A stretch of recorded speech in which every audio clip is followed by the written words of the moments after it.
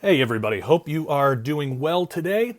I wanted to go through some of the history of the Essenes, who they were, and why their writings, the Dead Sea Scrolls, are relevant for Christians today. So those of you who do not know, I have a book coming out shortly called The Lost Prophecies of Qumran, so the information found in this video will be from that book. So first, let's just ask the question, who were the Essenes, and provide a short answer. Well, first, the Essenes were a community of Jewish believers that formed in the 400 years between the Old and New Testaments, and they were still existing in the time of Jesus. They were also the writers and keepers of the Dead Sea Scrolls, which the Dead Sea Scrolls actually help fill in the gap between the Testaments. And we also learn from Josephus that the Essenes had a reputation for being completely accurate in their prophecy. They wrote some really amazing prophecies about the coming Messiah. They knew he would be God in the flesh and that he would die for people's sins, specifically in 32 AD. There's actually a scroll that pinpoints it that exact. The Essenes were typically the ones who would accept Jesus as Messiah quickly, while the Pharisees and Sadducees mainly wanted to argue with him. So when you read through the Bible and you see some people are really zealous for Christ and they just accept him immediately, while it doesn't say all of those were Essenes, when you look at Essene theology, the Essenes were more likely to be the ones to accept Jesus so fast, because he was fulfilling exactly what they expected. They also wrote a few things about our time, so it stands to reason that if they were right about everything before, wouldn't they be right about our time too? And we'll actually save that for another video, but now that you know the basics, we can get some more in depth with this stuff, with the history here. And again, it's important because it helps explain why things are the way they are in the Old Testament and why they're so different in the New Testament. So from our perspective today, we understand the Old Testament pretty well. It begins with the writings of Moses and continues until the book of Malachi. Now, throughout the Old Testament, Jewish people were waiting for the Messiah to come. This was a promised individual who would be anointed by God. And after Malachi, there's this 400-year gap until the beginning of the New Testament. When we read the book of Matthew, the first book in the New Testament, we discover the conditions in Israel are different than where we left off in Malachi. So at this time, Israel's being ruled by Rome. There's religious leaders called Pharisees and Sadducees, and there's not much explanation in the Gospels themselves of how and why everything in Israel changed. So this is where we can actually look to some other texts written within that 400-year gap, including some of the Dead Sea Scrolls themselves, to help explain that transition between the book of Malachi and the Gospel of Matthew. Now, while that gap between the testaments is typically called the silent years, it turns out that there is this rich history available for us today if we know where to look. Now, not many other people, like people in years past, didn't have the opportunities we have today, because a lot of new scrolls have been discovered and things that really help explain the history here of what happened. And until the discovery of the Dead Sea Scrolls, the best options existing to explain that period were the Jewish history contained in the Talmud, the 4 books of Maccabees, and the works of ancient historians such as Flavius Josephus. Now, of course, all those sources leave some things out, and it can be really difficult to piece everything together, every point of history within those 400 years. But the Dead Sea Scrolls have helped quite a bit since their discovery. It really all begins with the command of God to Aaron, recorded in the Torah, that priests of Israel were only supposed to come from Aaron's family, specifically from the tribe of Levi. And you can find that on your own, Exodus 28 and 29, and also Numbers 18. They're really large texts. They're big blocks of text, so I'm not going to read them all here. You can look them up on your own. But if you do actually want that, then get my book, because I do list them out so you can follow along there. And again, I at the time of this recording, the book is not out, so by the time you're watching it, it might be. Just check skywatchtvstore.com, or if you just look up my name in Qumran, it should come up anywhere. But so Levi was one of the first 12 sons of Jacob. Levi was the father of Kohath, who was the father of Amram, who was the father of Aaron and Moses. So this is how the line of Levi connects to Aaron and Moses throughout time. Now, instead of just allowing any Levite to be priest, God narrowed the choices to Aaron's descendants, which eventually leads us to the sons of Zadok. So this can be a little bit confusing because there are two individuals named Zadok in this priestly line. So throughout the Old Testament, we see this priestly line narrowed down to the first Zadok, which was the 12th from Adam, then to a second Zadok, who was high priest during the construction of the first temple during the days of David and Solomon. And you can find the first part of this list, the first 12, in the book of Ezra, and I believe that's Ezra chapter 7, and then you get some more of the list in 1 Chronicles 6. We see another 7 members from the family line, starting after that first Zadok and then ending with the second Zadok. So the second Zadok is the individual referred to when the term sons of Zadok comes up. So from the Bible, we learn that King David set up Zadok, and again, this is that second Zadok in that priestly line, but we find that King David set up Zadok and Ahimelech, son of Abiathar, as priests. Now, later in the days of Solomon, there was a rebellion, and Adoniah was attempting to secure the throne, and Abiathar sided with him. Now, through inspiration of the Holy Spirit, Solomon expelled Abiathar from Jerusalem and gave the priesthood to Zadok. So from that time forward, high priests were to come through the line of Zadok. Now, after the second Zadok, the family line, which is sometimes called the Zadokite dynasty, continued with a list of 5 more members. And you get that from 1 Chronicles 6. So then you put all that together. Well, after that, we then learn that Jehozadak went into captivity with Jerusalem and Judah by the hand of Nebuchadnezzar. So putting all that together, we're provided with the 24 descendants from Aaron to the time of the Babylonian captivity. So that's kind of how this Zadok line works.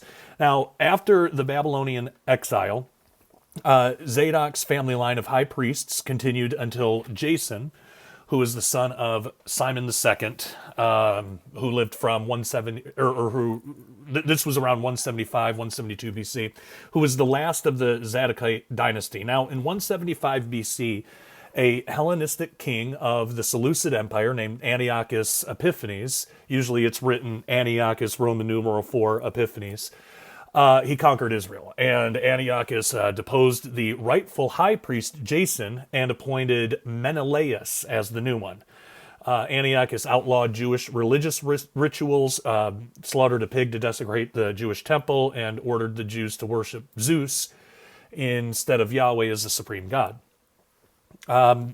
We piece some of that together from the book of Maccabees. Josephus has some stuff about that. Actually, according to First Maccabees, Mattathias, the Hasmonean, began the revolt against Antiochus Epiphanes and the Seleucid Empire in 167 BC. He did this by refusing to worship the Greek gods. He killed a Greek officer who was attempting to enforce a sacrifice to an idol, and he also killed a Jew who had stepped forward to do the sacrifice. So after that initial revolt, Mattathias and his 5 sons fled to the Judean wilderness. Now, though they're heavily fragmented and they don't offer much information, Mattathias and one of his son, Johanan, are actually mentioned in a Dead Sea Scroll named 4Q Decrees. Again, there's not much information in there, but it's just interesting that this is all around the same time.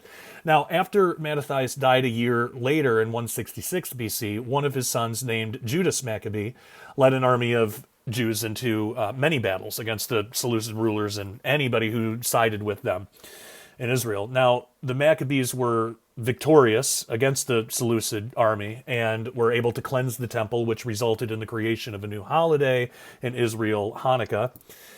They were able to reestablish worship of Yahweh and Jewish rituals, and they installed Judas's younger brother, Jonathan Aphus, also called Jonathan the Hasmonean, as high priest. So he wore the garments of the high priest and officiated for the first time on the Feast of Tabernacles in 153 BC. Jonathan was the first priest of the what would be called the Hasmonean dynasty. Now, of course, it's generally understood that this was a good thing, that the Jewish people were able to escape the persecution of their oppressors. However, This was not like a perfect restoration. So for those who were following the books of the Old Testament, Jonathan Apphus never should have been made high priest because he was not a Zadokite. He wasn't in that line of Zadok. History itself even seems to show that the Hasmonean dynasty was not blessed exactly by God to take over the priesthood, as this was just the beginning of an increasing corruption in Israel's leadership until the destruction of the Second Temple in 70 AD.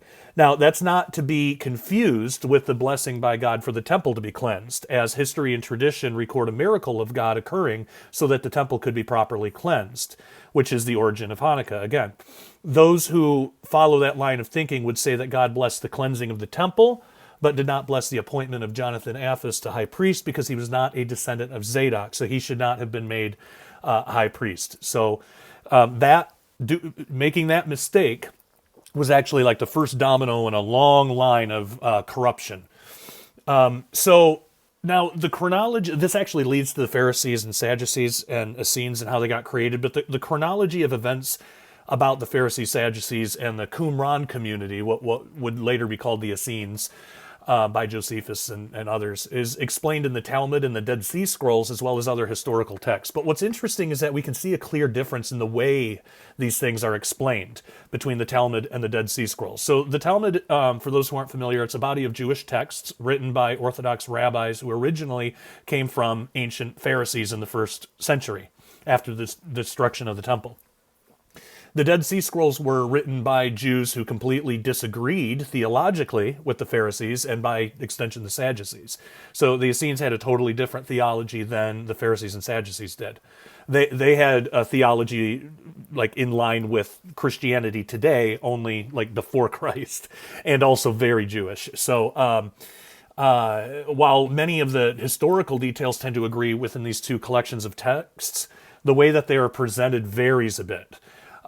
So you got to kind of piece them together. Now, Dr. Ken Johnson, THD, author of several groundbreaking books concerning the Dead Sea Scrolls and the ancient Near East, he's taken great care to put all these together and try to come up with a timeline. There's a couple of videos if you want more information on this. One is Origin of the Pharisees by Dr. Ken Johnson, and that's from his... Or actually, that is just the one video, but that's from his Prophecy and Chronology Bible Study series. You can find that on YouTube. Now, in that, he explains that there was a time prior to Antiochus Epiphanes when the Jewish people would discuss theology. They would offer differing opinions amongst each other peacefully as brothers, kind of like how we as Christians are supposed to do that. You know, a lot of times when you look at online comments, you don't really see that, but that's how we're supposed to, be. But they would discuss these things peacefully as brothers. But something happened over the course of time that caused factions to form and break off from one another, and even become so emboldened by their differences in opinions that they actually tried to kill each other. They tried to kill those who disagreed. So during the time of Antiochus Epiphanes, there were Jews who rebelled, but there were also those who went along with the Seleucids and became Hellenized Jews. After the Maccabean revolt and the retaking of Israel by the Jews, there were still Hellenized Jews in the land, along with Torah-believing Jews. Some Jews sided with the government and felt that it was better to go along with whatever the occupying foreign rulers demanded. Other Jews felt that going along with the government when it conflicted with their understanding of the Torah was completely inappropriate. So on top of that, the family line of the Maccabees eventually decided that they wanted to hold the office of king as well as priest, which was forbidden according to Jewish scripture because priests are supposed to be from the line of Zadok and kings are supposed to be from the line of David. And we can get that from 2 Samuel. Now, in chapter 7, specifically, I think verse 16. Now, in 110 BC, the Jewish leadership was able to get Rome to recognize Israel as a sovereign nation and but an independent Hasmonean kingdom. So this wasn't like it wasn't the way Israel used to be. Now, after that, the leadership in Israel decided to initiate conquests. So they would attack the surrounding tribes and people groups. They would make them become Jewish by getting circumcised, eating kosher, and other things. Now, this also was against Jewish understanding of Mosaic law because Gentiles were not to be forced into Judaism. And this is exactly the question that was addressed during the Council of Acts 15. So this was an ongoing problem. Gentiles were permitted to convert on their own and become Noahide believers called proselytes, but that was supposed to be done voluntarily, and even then there were certain Jewish rituals and activities and roles even that they still were not permitted to participate in. For example, no Gentile was supposed to be a king of Israel. So Deuteronomy 17, 14 through 15 tells us that. And in fact, excuse me, there was even a distinction between Jew and Gentile when it came to the Mosaic food laws, which is like a big deal today. There's a lot of Hebrew roots people that will try and or maybe enforce is too harsh of a word, but they'll try and apply all of the Mosaic food laws to Gentile Christians today. Now, in short, Jews had to keep kosher, but Gentiles were not required to do so. So, and I'll actually read this one. Deuteronomy 14:21 says, "You may not," and this, remember, this is from God to Jewish people. This is for the Jews. Okay, "You may not eat any corpse, though you may give it to the resident foreigner who is living in your villages, and he may eat it, or you may sell it to a foreigner. You are a people holy to the Lord your God. Do not boil a young goat in its mothered milk." All right, so it was to teach a separation here. God isn't advocating for the Jews to lead the Gentiles into a sin.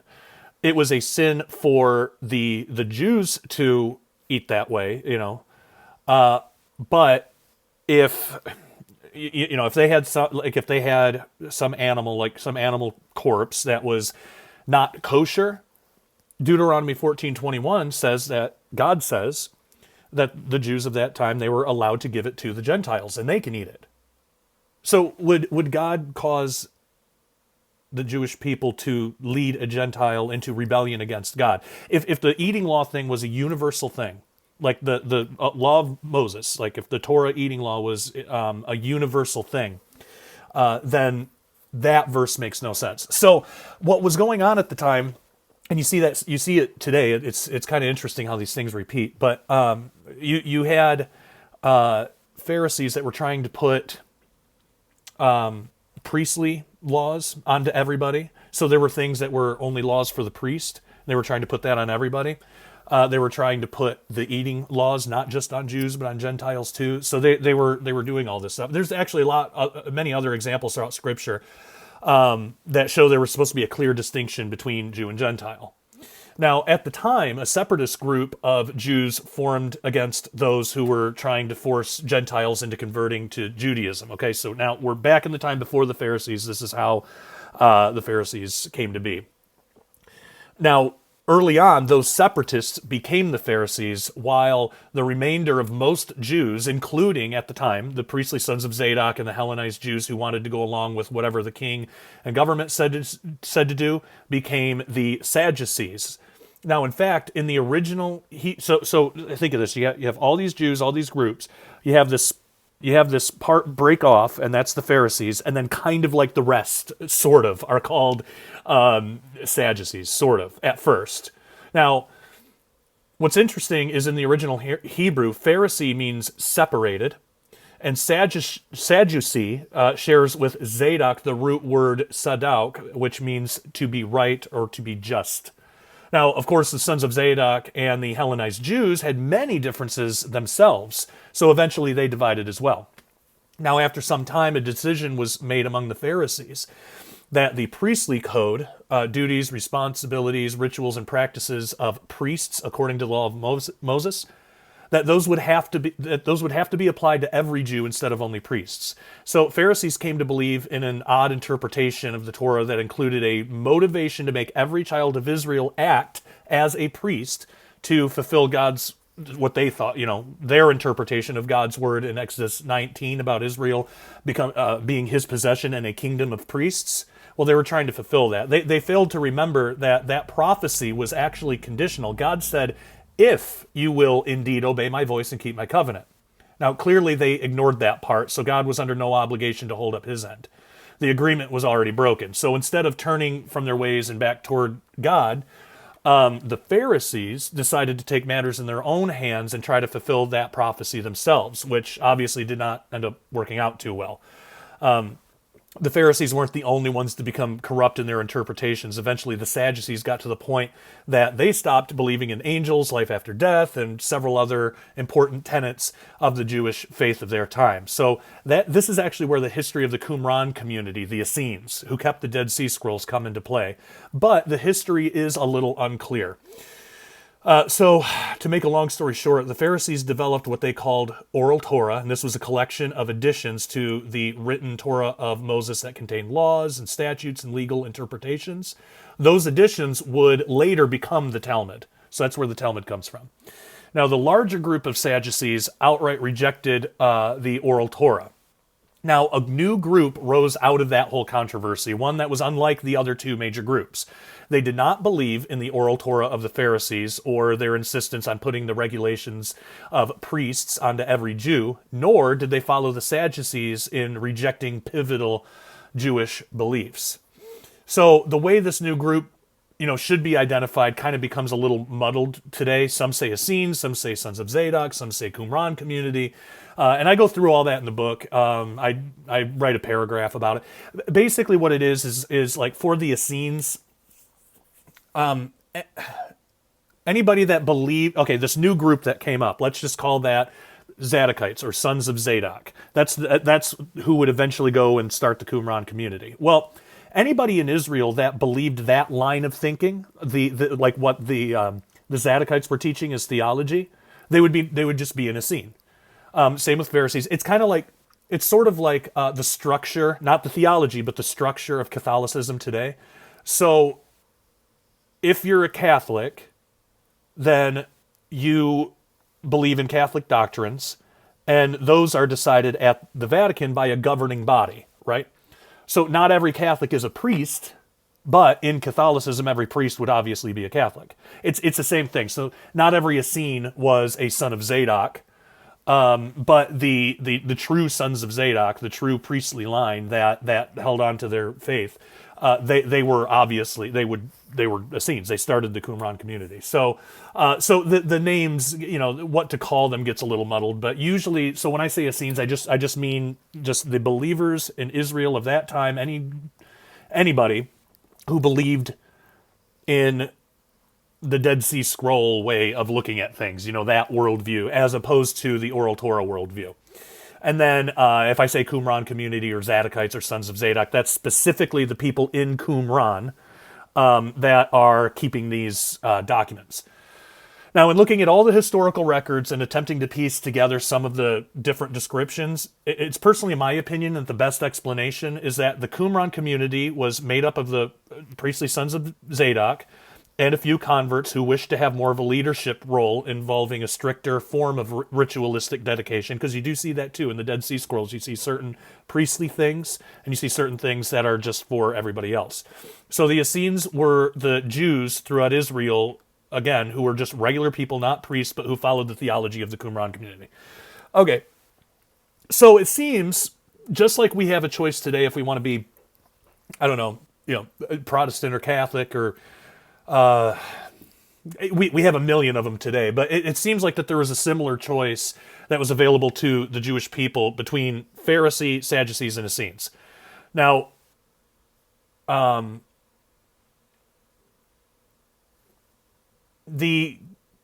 trying to see how far I want to go before we go to members only. Yeah, I'll tell you what. We're going to go to members only now. So if you want, we got more to talk about. I want to get more into the history here and about the Essenes themselves. But before we do, you're going to have to go to dailyrenegade.com and get a membership. The reason that we're doing this is because I want to be able to post completely without worry of censorship. So YouTube has actually not allowed us to upload for a while. Our two channels, The Sharpening Report and Daily Renegade, technically Daily Renegade 2.0, they're probably going to be deleted soon, if they're not already by the time this is up. So there is a Rumble channel. You can find us on Rumble, Daily Renegade on Rumble. But the best way is just get a membership at dailyrenegade.com. You can try it free for 7 days, see if you like it, but But get a membership. It's only $10 a month or $100 a year, and I suggest getting the $100 a year if you can do it. It's technically cheaper in the long run, and it's easier too because you just do it once and then you don't have to think about it again. Well, we do have a lot more to talk about, but first I have to tell you about Cornerstone Asset Metals. Concerning the economically unstable times that we live in, it is a great idea to convert some of your savings into real money. Now, there's a big difference between what we call real money, which actually is currency. So our dollar is currency, which fluctuates. Real money, like silver, is a store of value over time. So the best way to think of it is like this. If you had saved $1,000 in cash back from the late 1960s, that $1,000 would still be $1,000, but it would buy you significantly less today due to inflation.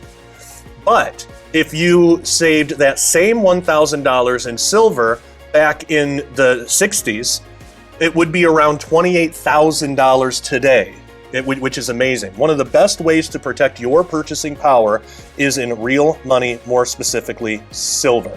You can buy and have the metal shipped discreetly to your door, and what most people don't know is that you can actually convert your IRA or even a 401k into physical silver rather than having all your life savings tied up in the paper fiat system, which is subject to hyperinflation.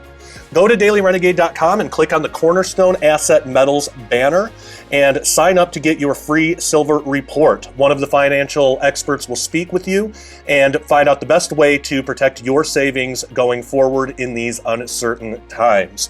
You will find that under that banner, you will find a free full episode of the Sharpening Report with Terry Saka from Cornerstone.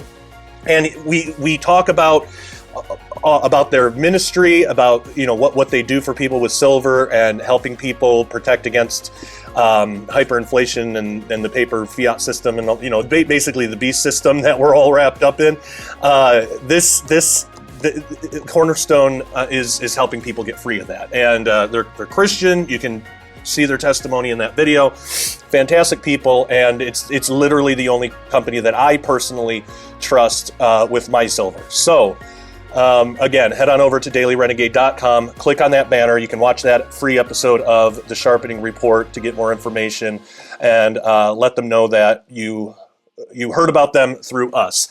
So head on over to dailyrenegade.com, get a membership today, and we will talk about the rest of this study on the other side. So everybody viewing for free, thank you so much. Till next time, take care and God bless.